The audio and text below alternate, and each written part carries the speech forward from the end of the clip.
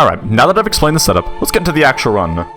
Click an empty save slot, hit your home key to load in Master Tools, click on Shrek Swamp, click Go to load in the Shrek Swamp, spam your space bar, and now we are ready to get into the tutorial. Finally, we can do it. So, right before I start, I do want to demonstrate what you would actually do whenever you click on this empty save slot.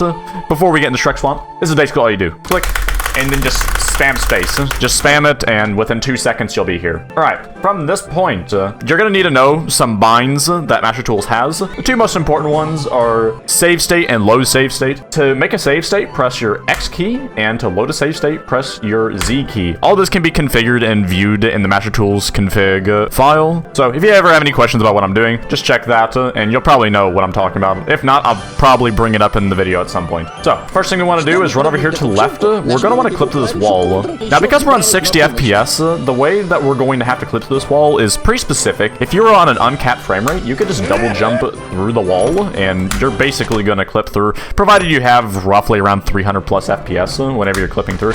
You'll be able to check your FPS just by looking at the top right. If it's 300 plus, you're going to clip through basically every time. Otherwise, we're going to need to jump into this tree in a pretty specific way. The first and the easiest way to do it is to walk up here, do a double jump, and then do a single jump into here. The most simple way, in my opinion, is to simply do a double jump in such a way that it puts you on top of the tree. I would just practice this jump a bunch because this jump's kind of weird.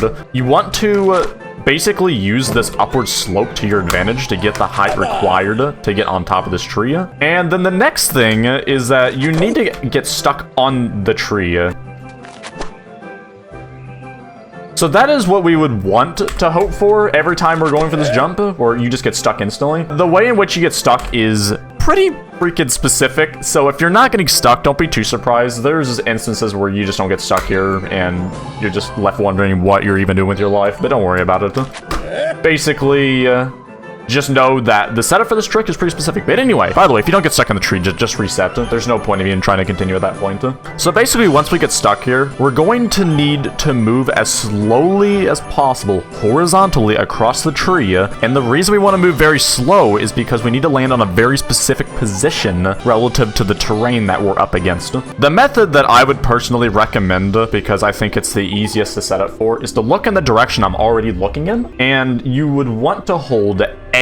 Now, the thing is, the camera angle you're holding is very specific. I do not have a lineup for this. I don't know if there is a lineup for it, to be honest. Maybe you can make one. But typically, I just turn the mouse left until I see that the terrain in the bottom left, like the texture, is actually scrolling. So as you can see, I'm not moving right now.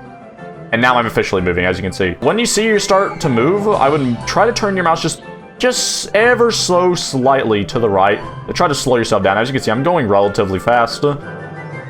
And as you can see, once you move slow enough, you will clip through. There is an exception to this, and that is that if you're moving too slow, that you can actually get stuck in the middle of the clip, which is to say, you clip through the terrain, but because you're moving so slow, for some reason, you could just get stuck, and you just have to load a save, which is just the equivalent of a reset. If that happens, then hey, it is what it is. This trick is basically a fine balancing act, though. It really just has to do with moving as slow as possible. The more you do the trick, the easier it gets over time. The consistency I would relatively expect is probably like a 1 in 20 in terms of getting this trick to be actually fast. The leniency I use, by the way, I would personally give this trick about 6 to 8 seconds to clip you through. If you've been sitting here for longer than 8 seconds and you're not clipping through, just reset. There's no point at that point, in my opinion, because at that point, you would have been better off doing Shrek Swamp the glitchless way. Now, to be honest, that's a way harder way of doing it. But hey, so, from the top, let's see if I can get this. As you can see, I adjust my camera. This is a relatively good speed. I would like to go barely slower in this. I'm gonna barely move my camera by a pixel there. If you ever see at any point that Shrek just stops moving, if he completely freezes in place and you know for a fact you are moving, then try to move out of it. If you try to move out of it, you will clip through the wall. Anyway, hopefully that explains it enough.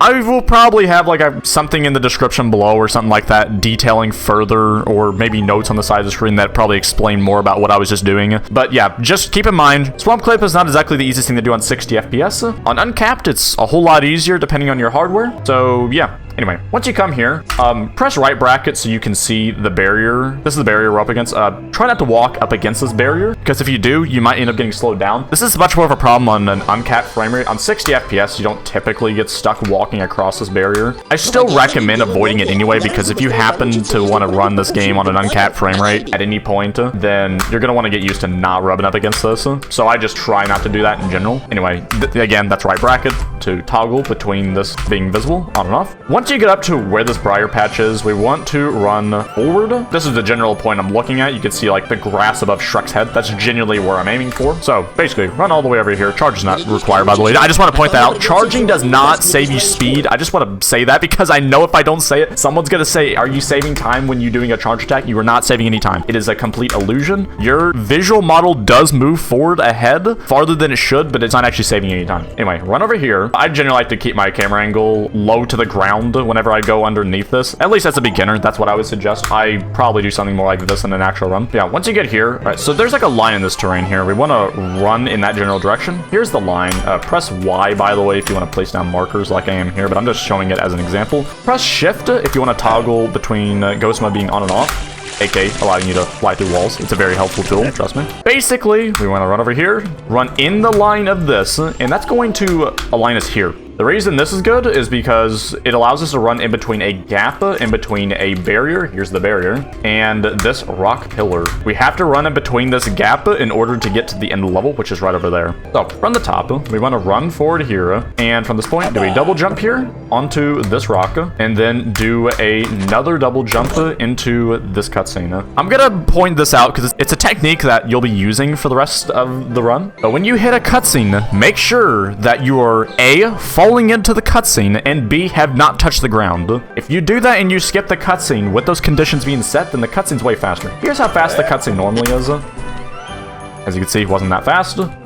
Now, if we apply the methodology, as you can see, the cutscene skip is basically instant. You might also notice that I'm scrolling up on my scroll wheel to skip the cutscene. It's a generally good habit to get into if you have the binds already set up for it. If you don't, then just hit space. And from this point, we now want to jump into the poster. Here's the reason why. If we try clicking this poster and then hitting space, that's how fast the cutscene is. However, if you jump into it and spam space, as you can see, the cutscene is way faster. So, basically, the timing for jumping into this poster is about halfway in between the distance of where we are currently standing and where the poster is. If you jump too close to it, you might have something like that happen, where as you can see, I jumped as I collected the poster, so I didn't actually jump. If you jump too early into this, you can have something like that happen, where the cutscene is going to prematurely end to some extent, but you're still gonna have control. If that happens, don't spam space, because if you do, then you're just gonna waste even more time, because what the cutscene was waiting for out there is for Donkey to turn to Shrek, and then the cutscene would end. If you get that, just don't spam space. That's all you really need to know. Also, if you double jump into this poster, or if you do a single jump into it very late, you might end up dying.